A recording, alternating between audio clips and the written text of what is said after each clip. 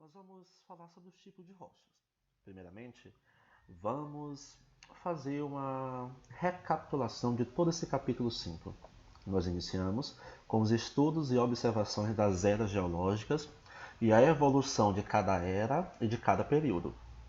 Após, nós começamos a estudar os agentes internos do relevo, tectonismo, depois o vulcanismo, que por consequências desses dois acaba acontecendo os terremotos e os maremotos, os abalos sísmicos, através das ondas sísmicas, que saem do movimento das placas tectônicas.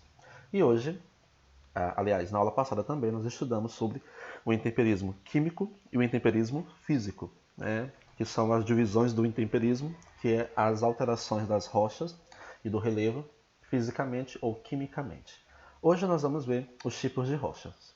O que são rochas? Rocha é um corpo sólido constituído por um agregado de minerais.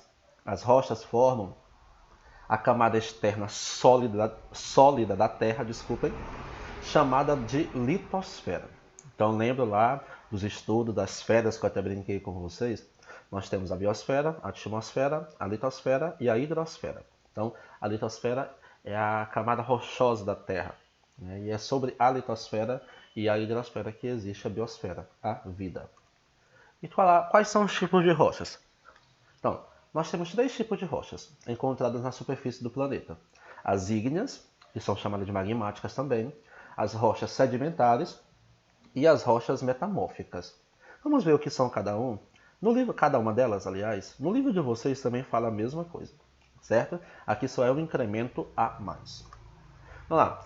O que são as rochas ígneas ou magmáticas? São rochas formadas pelo esfriamento e solidificação de elementos endógenos, no caso, o magma pastoso, aquele que está formado lá no centro da Terra. São exemplos de rochas magmáticas o granito, o basalto, o diorito e o andesito. E essas rochas magmáticas elas podem ser divididas em extrusivas ou vulcânicas, ou intrusivas ou plutônicas. Vamos ver quais são essas rochas? Então lá, as rochas ígneas ou magmáticas formadas através da solidificação do magma são as primeiras rochas da crosta terrestre e compõem o nosso embasamento, o que segura toda essa superfície que nós estamos por cima, que a sua casa está por cima, que a sua rua, que esta cidade, que este estado está por cima. São as primeiras rochas da crosta terrestre e compõem o nosso embasamento, como eu já falei.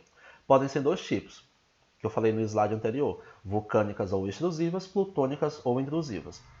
Quais são as rochas e o que são as vulcânicas ou extrusivas? São formadas na superfície após as erupções vulcânicas.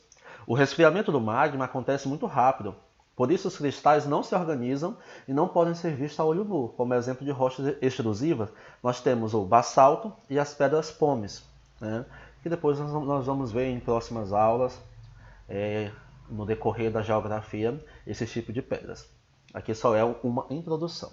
E as pedras plutônicas ou intrusivas?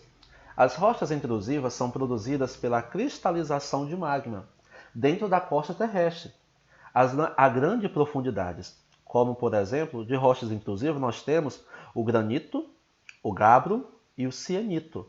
O granito ele é muito utilizado na construção civil e em revestimentos. Por exemplo, na sua casa, na bancada da cozinha, pode ter uma pedra de granito. Na sua mesa, na mesa da cozinha que você está aí estudando nesse momento, pode ter. Revestimento de pisos com grande trânsito, hall de entrada de prédios, aquele bonitinho preto, em sua forma mais bruta, como revestimento de calçadas e de passeios públicos. O granito está presente em tudo isso, na construção civil. Assim também como o mármore está presente em algumas áreas. Vamos ver agora as rochas sedimentares. Lembrando que são 3 tipos de rochas. Nós já vimos as primeiras, as ígneas ou magmáticas, e agora nós iremos ver as rochas sedimentares. Esse tipo de rocha tem sua formação a partir do acúmulo de resíduos de outros tipos de rochas. São exemplos de rochas sedimentares a areia, argila, salgema e calcário. Cobrem cerca de 75% da superfície terrestre e 90% dos leitos marinhos e corresponde a 5% do volume da Terra. As rochas sedimentares são importantes fontes de material, matéria-prima para se desenvolver outros tipos de matérias. Então lá, as rochas sedimentares são resultado de uma cadeia de processos que ocorrem na superfície do planeta e se iniciam pelo intemperismo das rochas expostas à atmosfera. Lembra do intemperismo?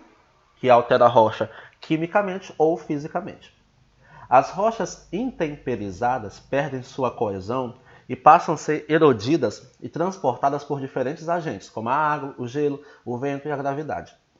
Até sua sedimentação em depressões da crosta terrestre, denominadas de bacias sedimentares, a importância econômica das rochas sedimentares está em suas reservas de petróleo, gás natural e carvão mineral, as principais fontes de energia do mundo moderno. São abaixo das rochas sedimentares que nós encontramos nos oceanos o petróleo. O petróleo que é fonte de energia e de combustível. O petróleo é um combustível fóssil.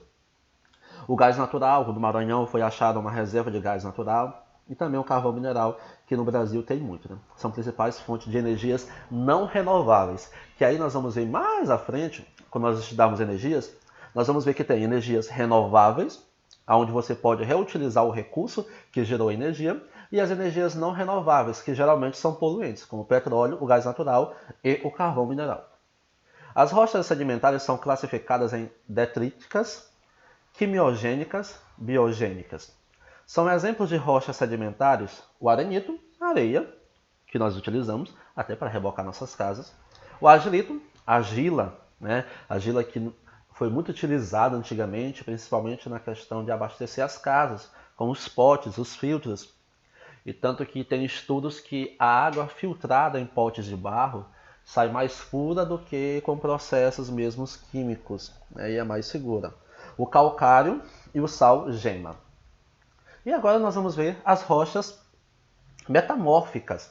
Lembrando, nós estamos vendo os três tipos de rochas. A primeira foi as ígneas ou magmáticas. A segunda, as rochas sedimentares. E agora a terceira fase, as rochas metamórficas. Dessa forma, os minerais e as rochas compõem uma parcela primordial da litosfera, que corresponde ao conjunto de elementos sólidos que formam os continentes e as ilhas. As rochas metamórficas se originam a partir de rochas já existentes, como no caso das sedimentares e das ígneas.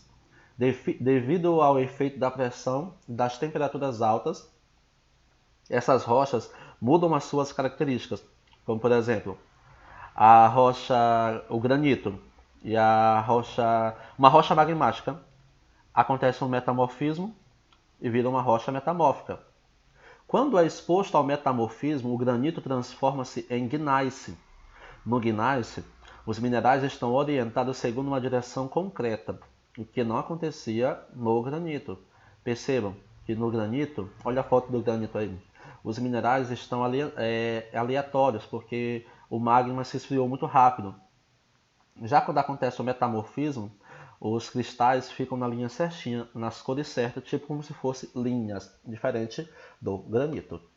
As condições físicas e químicas em que tais transformações acontecem são diferentes daquelas em que a rocha original se formou. Surge então uma nova rocha, com outras propriedades e às vezes com outros minerais. São exemplos de rochas metamórficas, organácea, o mármore, como nós utilizamos muito em nossas casas, também, e ardósia. Esses são exemplos das rochas metamórficas. Então nós estudamos os três tipos de rochas: as rochas ígneas, as rochas sedimentares e as rochas metamórficas. E aqui nós temos o ciclo das rochas, que vocês podem observar na página 86. A primeirinha rocha ígnea intrusiva é o magma solidificado no interior da crosta. A segunda, acompanhe na página 86, é a rocha ígnea extrusiva, lava resfriada na superfície terrestre. A terceira, a rocha sedimentar, originada da compactação de sedimentos. E a quarta, a rocha metamórfica, gerada da transformação, calor e pressão de outras rochas. Que aqui no nosso slide vocês podem ver, de sedimentos, rochas sedimentares, magmas. Aliás, do magma vai para sedimentos, de sedimentos para os sedimentares para as metamórficas. Há todo um ciclo. O ciclo que começa no magma pastoso, que vai gerar, a partir do seu resfriamento, as rochas magmáticas. A partir de um processo de erosão e sedimentação, esses sedimentos de rochas são arrastados pelas águas, pelos ventos, pela transformação, viram-se rochas sedimentares, onde que sustenta a superfície aqui, e as rochas que estão por baixo de nós, a partir de uma compactação e das altas pressões que tem no interior da Terra, elas acabam passando por um metamorfismo. E agora, passando para a página 87, nós vamos ver o que é os solos. Né? A litosfera, a camada rochosa da Terra, também ela engloba o solo, que o solo é a camada mais superficial, mais externa da crosta terrestre. É composto por sais minerais dissolvidos, seres vivos e rochas em decomposição. Os solos são formados a partir da fragmentação das rochas ao longo de milhares de anos, o que nós chamamos de temperismo. Lembram? Temperismo químico-físico. No solo há grãos minerais, há seres vivos, organismos mortos e águas. Os organismos mortos fazem parte do humus. O humus é aquele processo de tipo de fecundação da terra. E tudo isso também ajuda no desenvolvimento da vida na Terra, né, da natureza, a partir também do intemperismo que modela o relevo e dá origem ao solo, né, como já foi observado. E na construção do solo, nós temos, das etapas de construção do solo, nós temos a rocha recém-exposta, que você pode observar na página 87, o solo jovem, que é um solo raso, pouca cobertura, né? O solo intermediário, que é um pouco mais desenvolvido, onde já começa a ter plantas médias. E o solo maduro, que é bem desenvolvido, onde já consegue ostentar por cima, ostentar em seu ambiente árvores de grandes portes. Então, de que são formados os solos? A composição do solo, então, de um lado, mineral ou inorgânica, que é composta de água, ar e grãos minerais, e do outro lado de orgânica, seres vivos, organismos mortos, que são os humus. E os tipos de solo? Quais são os tipos de solo? De acordo com a composição, os solos podem ser humíferos, solos orgânicos com muito humus, né, com adubos, como também nós temos, por exemplo, colocamos em planta o estrume, né? Ou os minerais, solos com grande parte de minerais, de minérios que são extraídos desse solo. Os tipos de solo que nós temos? Nós temos o solo arenoso, quando é mais de 70% de areia, alta permeabilidade e pobre em nutrientes. Como assim, professor? Alta permeabilidade. Quando chove, neste solo arenoso, a água infiltra completamente na terra, tornando ela pobre em nutrientes, não consegue ter uma vegetação, né?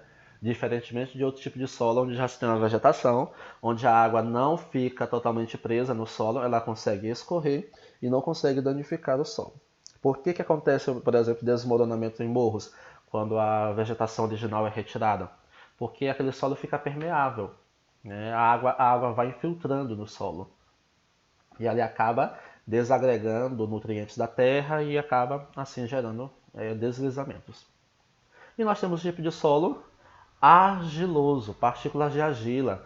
Ele é pouco permeável e geralmente rico em nutrientes, que mais ou menos encontramos em alguns morros também. Né? Por exemplo, quando você vai daqui a Buriticupu, daqui a Imperatriz, você passa por muitas regiões de solo argiloso. Né? Os montes que foram cortados ao meio para poder passar as estradas e você vê, né, as barreiras, e quando chove a água escorre por ele.